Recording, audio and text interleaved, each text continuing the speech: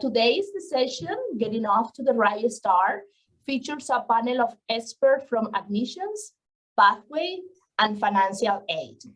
This session are for students who will be attending the College Drive, Commerce Core, Aviation, or West Paris Sound campuses. The overview of our session for today, we would like to introduce you the panel that we have, amazing person for different departments. So I'm gonna start with the International Admission Officer, Sylvie Burns. We have also Jonathan Cranston, Pathway Officer, Angela Catan, Manager of Admissions, Andrea Black from Financial Aid. And we also have additional support staff who are behind the scenes monitoring the Q&A and answering any questions submitted. This session will focus solely on questions regarding admissions, financial aid, and credit transfers at Canadore College. If you have questions regarding departments or services, please register to attend our other table talk sessions or check out the Canadore orientation website. Due to the high number of attendees, we are using the Q&A feature for all attendees to submit their questions. Once your question has been answered, it will be displayed for all attendees to see. If you do not wish to share your name, you can choose to ask a question anonymously. Please just make sure to keep your questions appropriate and use respectful language. So the session is being recorded and a copy of the chat transcript will also be made available. Sure. And then to start, we're gonna begin with the frequently asked questions. We're going to begin this session reviewing some of the most frequently asked questions that we have received over the years. Once we have gone through all of these questions, we will answer any additional questions that maybe have been submitted through the Q&A chat box. So beginning with registration questions, the first question is, when does registration begin? And what if I'm unable to register at that time? So good morning, everyone. I'm Angela Canahan. I'm the manager of admissions here at Canadore College. And you should have received an email, but web registration is going to open up tomorrow for all students. The email was sent out last week to students, or the week before that. We will send out a reminder email as well today to make sure that everybody has the times that you're to register. So the majority of the registration will open up tomorrow at 10 a.m. and then close on the 10-day count, which is May 12th. So as of May 12th, you won't be able to register anymore. But there are certain programs that will close earlier than that on April 24th, and those are the trades programs. So electrical, motive power, building construction, machinist and welder, as well as construction project management. That window will close on April 24th. So tomorrow at 10 a.m. registration will open up and it will stay open for till May 12th, like I said, and those other programs will close on April 24th. Excellent. And how do I register for classes? What happens if there's issues while I'm registering? So in the email that you will receive or that you have received, there is a link to web registration in that email. It's at the bottom of the email where it says click here. So click on that and you'll be able to register. In the email is the information on how to log in. So it'll be your student number as well as your date of birth if it's your first time logging in. And then there's also going to be drop-in sessions that will happen at 10 a.m. tomorrow till 4 p.m. and continue through for Wednesday and Thursday as well from 10 to 4 a.m. So anybody can just drop into those sessions. The link is in the email as well to get any support that they need. They can also email admissions@canadorecollege.ca, or they can call into the main office at extension 5123 to get support that way as well. Fantastic. And just kind of going back to the student number, what is a student number and where can students find that for the first time? So students would have received their student number. If you're an international student, you would have received it on your LOA. So it would be a number that begins with A, capital A. If you're a domestic student, then you would have received it on your offer letter. So either way, you would have received it in some kind of communication when you got the offer to the college. Fantastic. And do students need to pay full tuition before they can register for classes? And how do they find out if they still owe money? So the process of web registration can only be completed if a student has fully paid for their tuition. So if you have not paid for your tuition up till now, then when you're in web registration, you will be prompted to pay for your tuition if you're not sponsored otherwise. So if you're an OSAP student or if you're sponsored any other way, then you can indicate that through the process of web registration. Otherwise, you will be required to pay full tuition before you can continue on to pick your classes and fully register. Excellent. So I think you kind of touched on it a little bit there, but how do students submit payments? So the link, when in the process of web registration, it will bring up the link to pay for your tuition. Otherwise, before that, you can pay through your bank or Flywire or through our payment center that's on our website. Fantastic. Thank you. Just two more questions for you, Angela. Okay. How do I get a student card? We're not providing hard copy student cards. You will receive a digital student card. So that will be coming soon in an email on how to download that on your phone. It's not an actual app, but it is a digital student card that students can use. Fantastic. And what about bus passes? Are bus passes available for students, and can they opt out of a bus pass? No, a student, well, actually for the spring semester, we don't offer a bus pass. If a student requires a bus pass, then they can use their student card to acquire their bus pass through the North Bay Transit, and then it will be put on their phone once they pay for it. Fantastic. Thank you so much, Angela. Great, thank you, Dil and Angela. Now we're going to talk a little bit about the class schedule and program delivery. And my first question is, how and when will I get a class schedule? Do I get to choose my own schedule? So I guess I can answer that as well. Sure. You will get your class schedule after you register for your classes. So through the process of web registration, at the very end, when you submit your registration, you will receive a class schedule at that point. You're not really picking your classes. You will be selecting a block of courses that you will be required to take. And so when you select your courses, you will select a block of courses. In some instances, you'll have a choice of 2 different blocks to pick from.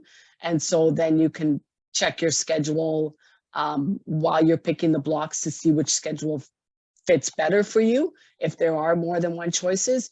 And then once you submit the registration, then you'll receive your schedule at the end of that process. Great. Also, how can I tell if my class is going to be online or in person? So the program delivery is on the website right now for the spring. So please refer to the website to find out if your class is going to be in class, whether it will be online or whether it will be hybrid. Hybrid meaning that you can do the class online or in class, but check your schedule to make sure that if you do have a classroom associated with one of your courses, then you will be required to be in the class for that course. If there is no classroom, then that class will be fully online. So, but if you have any questions about that, refer to the website for the program delivery and you'll get more information there. Awesome. Talking about hybrid option, could you please, Angela, clarify to us what is the difference between hybrid and high flex? So hybrid and high flex generally are the same thing. It's just what you will be required to do is you can either do the course online or in the classroom. So it allows the student to have the option of doing it online or doing it in the classroom. And so really they're really basically the same thing. It's given the option to do both. whether you want to do it in class or whether you want to do it online. Okay, it's clear now. Thank you. My last question of this part is, can I change my program before the start of classes? You can change your program before the start of classes, but for international students, I'll refer that back to Sylvie. There's a different process for them. Hi there. Yes, so for international students, if you want to change your program, we don't recommend it, because the only way you can do that is you need to withdraw your accepted offer, reapply at $100, and you're not guaranteed a seat, especially at this point. Seats are full in the majority of the programs. So I really do not recommend wanting to change your program at this point. At this point, the program you applied to, it should be that you're going to be attending on first day of class. Clear. Thank you, Sylvie. You're welcome. Now let's talk a bit about deferral and campus changes. So Absolutely. my first, yeah.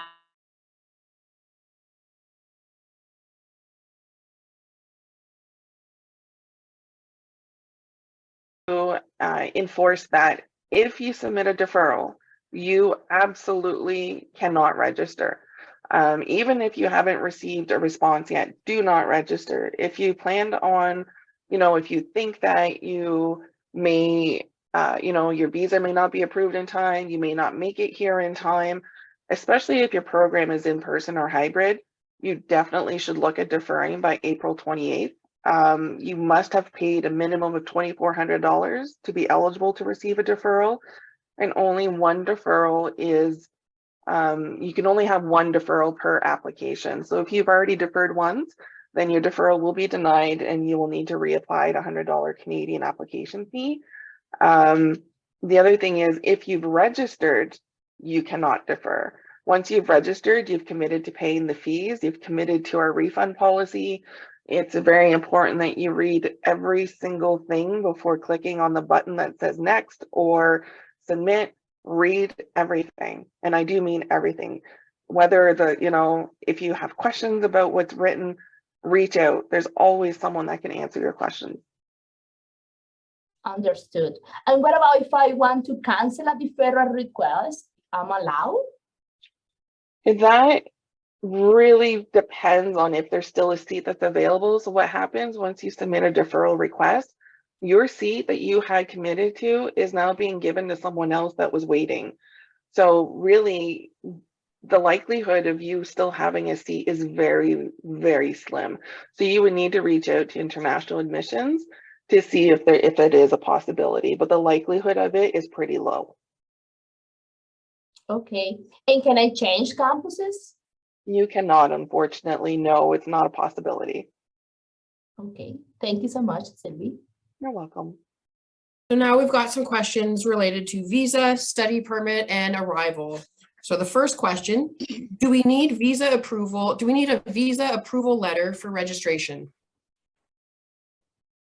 I guess I could answer that. I don't know if Andy wanted to jump in regards to the visas, but what I can say is to study with Canadore College, you do need a study permit. And so, yes, it is necessary to have your study permit. Unless Andy has something else he'd like to add. Yeah, so if you want to be, you want to study in Canada legally, then the study permit is a must. So you must have a study permit to study in Canada.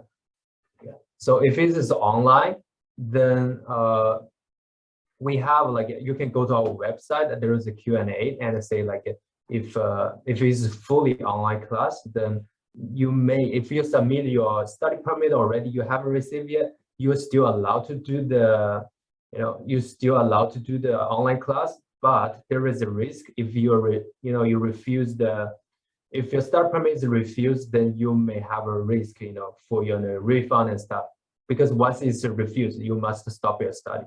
So there is a risk over there. So you have to consider about that. And if you want more detail, you can go to our website. There is a Q&A and there's a lot of detail about these questions, study without the study permit. Yeah. Thank you. Fantastic. The next question, what happens if there are visa delays? Who should students reach out to in this case? So really what would happen is, like I mentioned before, if you anticipate that your visa will not be approved in time, submit that deferral request before April 28th. You want to be able to have that opportunity to defer to the next available term. If you don't submit that deferral in time, and there's a delay, it's not recommended that you register, because like I mentioned before, you are bound to the fees and terms and conditions and to Canada's refund policy. You can reach out to the international department. You can also reach out to international admissions, and we can put those two different emails in the chat for you as well. Fantastic. And what should students do after they get their visa? They should upload it to their offer on OCAS. So if they have an agent, they should ask the agent to do it. However, if they're a direct applicant and they submitted their application on their own, they would go to their offer and they would click the button that says visa received. And then it would, this pop-up will open, not a pop-up, but this new screen will come up and you put your visa in there, you enter everything that it's asking you to enter, and then you hit submit and you are now in a pre-registered status. However, do not confuse pre-registered with being registered.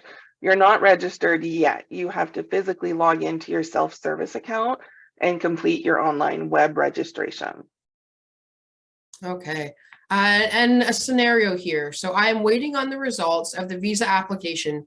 If I can't attend in person, can I take the program online instead? The only way you'd be able to do that is if the delivery is HiFlex or online. If it's hybrid or in person, unfortunately, you cannot attend online. You have to be here from first day. Fantastic. I think, Andy, you touched on this. We'll go over it again. Can I start my classes without having a study permit? Yeah, so as I said, like if your class is a hybrid in-class or in-person class, then you must have a study permit, because you need a study permit to enter Canada, right? That's so that's a procedure.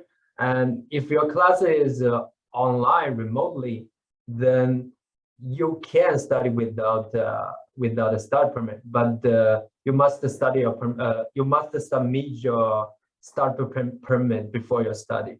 So that's the requirement. And as I said, there is a lot of details on our website Q&A. You can find more details over there. Yeah. Excellent, thank you. And what is the refund policy for international students? Yes, so the refund policy is, it's all on the website, especially in the FAQ. Please refer to that. We'll put the link in the chat as well. Refund policy is, once you register, you are committed to Canada's policies and guidelines. If you, it'll explain to you what happens if you have a visa refusal and you've registered. We withhold, before the 10th day of class, that is, we'll withhold $300 with proof of visa refusal. If you can't provide proof that your visa was refused, then we withhold the $2,400.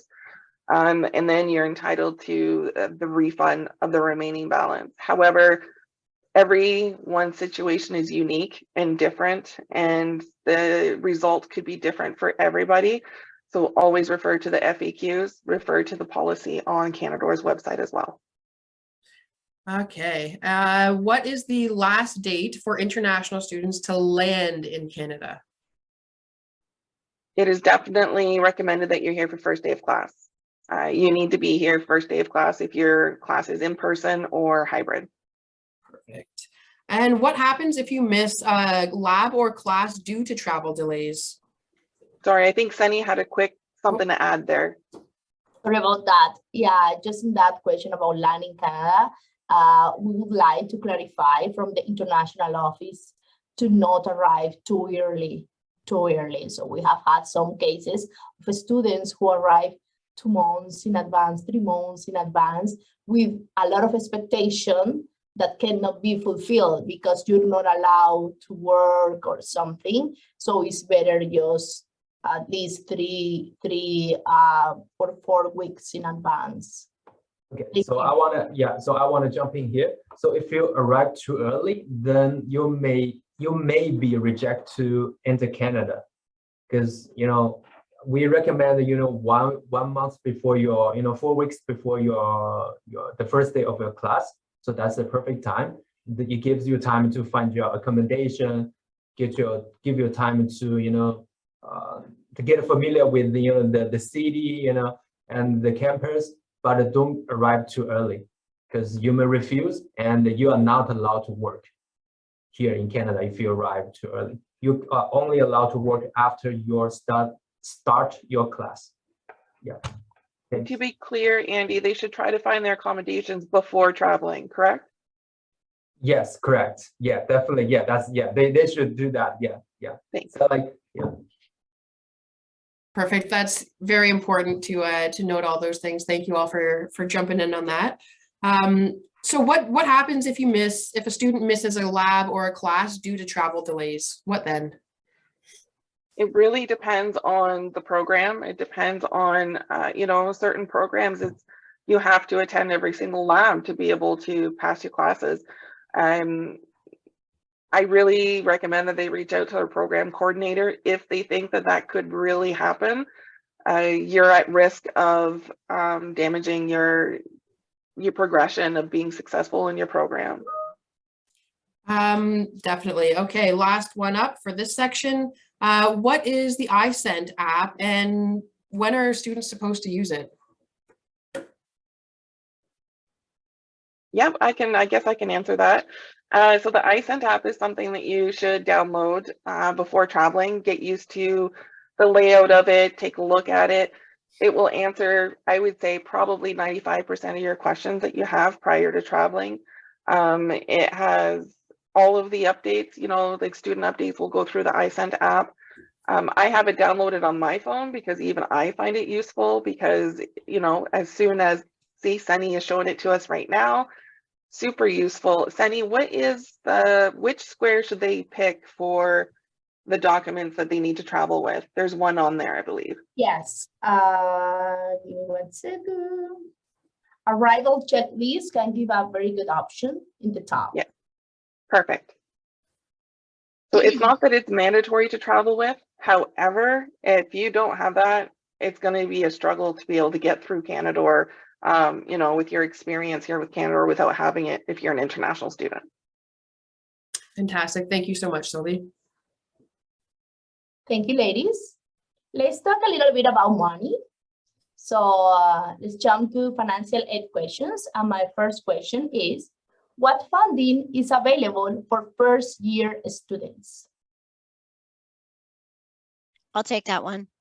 Sure. Hi, everybody. I'm Andrea from Financial Aid. Thank you for coming today. So all of our bursaries and scholarships are posted on our website, and I will put the link in the chat so that you can review the dates and deadlines that you have to apply for each of them, because they're different and it's different criteria for each one. Bursaries are based more on financial needs. So students will be asked to fill out a budget sheet. Scholarships are based for the majority on academics.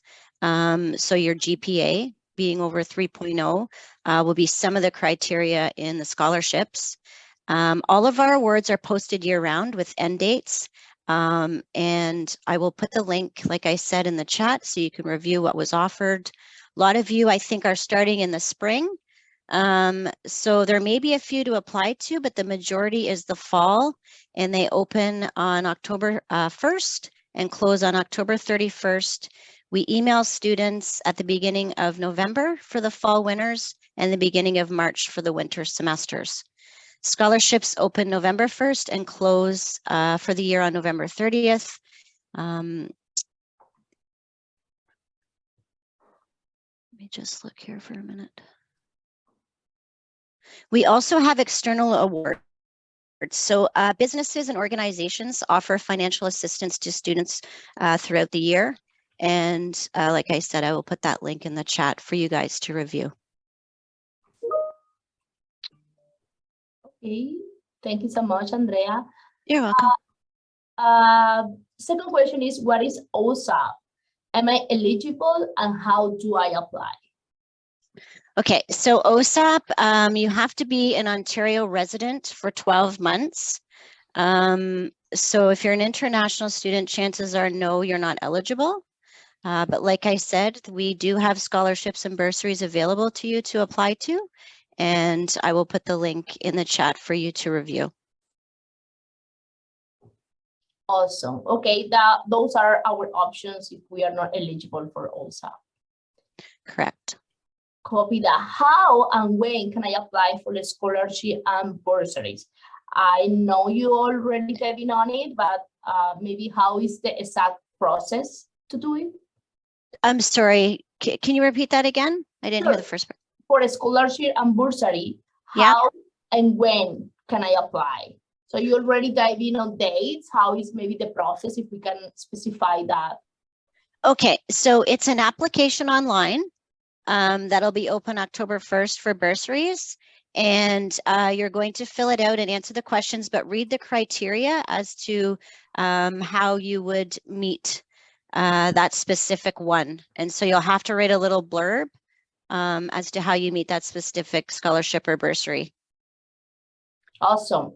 Is there financial aid available for international students? Yes, through scholarships and bursaries. We don't have bursaries for tuition or living costs. We expect students to have that already before they come. We do have a bursary if there are some extenuating circumstances that they can come in and talk to us about. But as far as tuition and living costs, no, we don't have bursaries or scholarships for that specific thing. Perfect, clear. And my last question, Andrea, how can I budget my money for the school year so I don't run out? Do you have any budgeting tips? Yes, we have. I can put a budgeting link, and it's a sheet that you can fill out. So all your income and all your expenses for the year. Awesome. That's helpful. All righty, Jonathan, you are up next. So we'll get into the pathways and credit transfer questions. So first up, what is a credit transfer? Thank you, and good morning, everyone. I'm Jonathan Cranston, the Pathways Officer at Canadore College. And what is a credit transfer? It is acknowledging your prior post-secondary education, so college and university level education that you may have done at another institution. And that may be relevant to the program of study that you're going to be taking at Canadore. So sometimes it's specific to the courses. For general education courses, you're actually looking for something that has nothing to do with your current program of study. So there's a couple of different ways, and our transfer and pathways guide that'll be shared in the chat will address a lot of those things. There's quite a bit of layers there that are worth looking at if you have some prior post-secondary. I will state that there is some official documentation required. We have a number of international students every semester that attempt to apply for credit transfer, but often are unable to provide the supplementary documentation and never get a chance to get a credit transfer. And that documentation would be an official course outline showing the course learning outcomes of what you had done previously, and a validated official transcript, especially if it's international schooling. It has to be validated through a service like WES or something like that. So we need an official transcript. So sometimes that's a barrier for our international students. So something to consider as you head towards the beginning of a semester. If credit transfer is something you're going to be legitimately interested in and possible to take part in, understand that it's more than just applying. There is official documentation required for it to be looked at. So it's a great way to sort of reduce your overall course load and kind of allow you to focus on your other classes that you're doing in a given semester. There's no refunds unless your enrollment status changes from full-time to part-time. So a lot of students will say, if I get out of a certain course, will there be a partial refund for not having to do that course? And unfortunately, there is not. I mean, you get the benefit of having one less course to do, which is worth a lot more sometimes than what a refund may be, as far as your mental health and your ability to navigate and balance all of the workload that you're going to have. So the course reduction is sort of the gift. But again, tuition, there wouldn't be a refund unless your status changed from full-time to part-time, which for a lot of students would actually cause more problems than helpful. So so credit transfer can be a very valuable service for the right people. Okay, perfect. I think you've kind of touched on a little bit of my next couple questions, but we'll go through them just for any additional clarification. So will my credits earned at a previous post-secondary institution transfer to Canadore? Potentially. Again, it's all about matching course learning outcomes or having something the opposite. So for instance, if you had a communications course as part of your program, where a lot of the outcomes were based on your ability to write and communicate and organize, sort of a business writing sort of approach to things in general communications. If you had done a similar course with similar outcomes, then there may be some equivalency there. And it's a matter of kind of looking at our course outlines, which are available for free at any time to anybody. Through our website, you're able to look at the course outline for all of our courses, so you can review in advance. What am I doing in this course? You're actually able to see very much what the expectations of every one of your courses are going to be. So aside from credit transfer, just for your own understanding, look at your curriculum. If you're an international student, if you're any student, if you just kind of gotten into a program, become familiar with the courses you're going to do, the curriculum, the semesters in which they happen. Visit your program page, understand what you're getting into. And through that, you can also dive right down into the course level to look at what the learning outcomes are. What am I going to be learning? What am I going to be doing? So sometimes when we're trying to get out of a specific course, we need to show that previously we've already done those specific tasks and outcomes.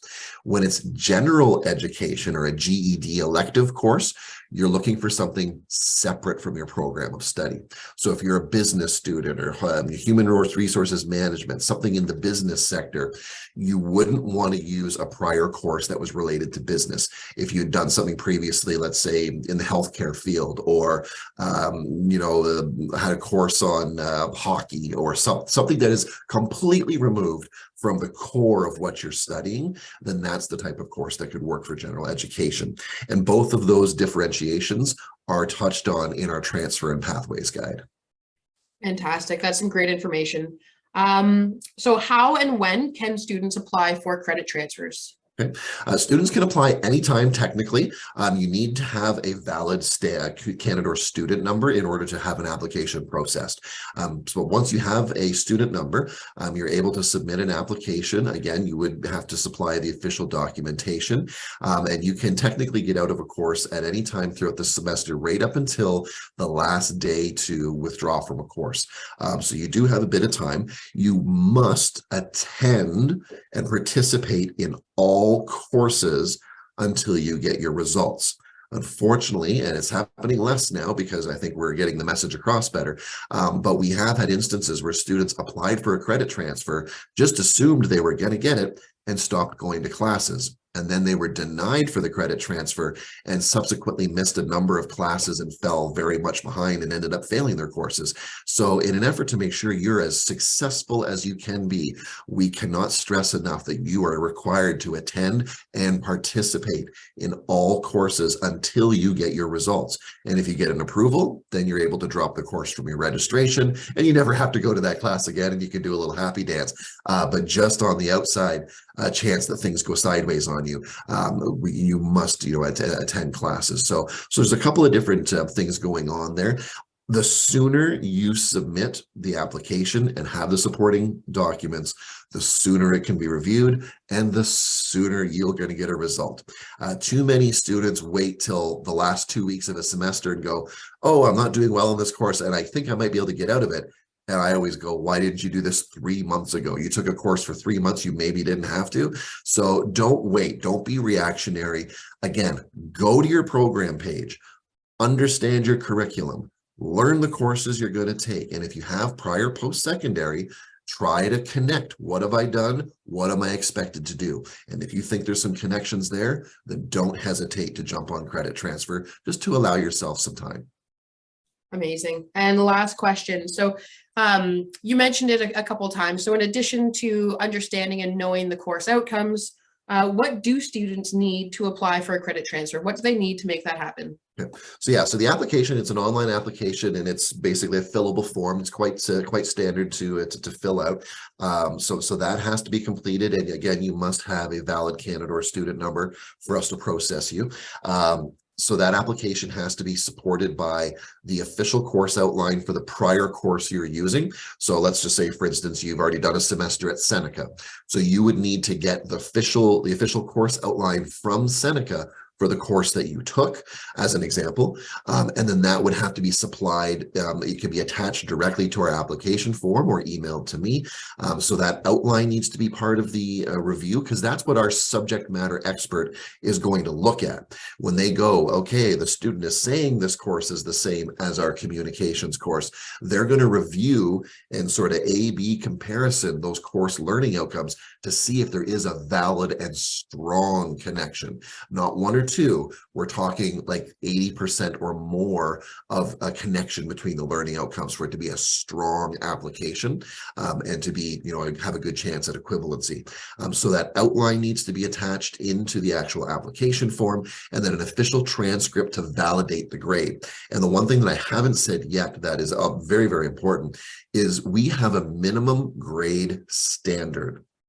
So if you are going to use a course from another institution, any other institution around the world that isn't named Canada or College from North Bay, you are required to meet a minimum grade of C or 60%. If you try to make an application with a course where you got a grade of 59%, it will be canceled, denied, and will not move forward. 60% is the minimum requirement for eligibility to be used in a course. So that would be another consideration. And that's also why we need the official transcript from the institution, so we can validate the grade that you claim to have gotten on the application form. Fantastic. That's great information. Thanks so much, Jonathan. You're welcome.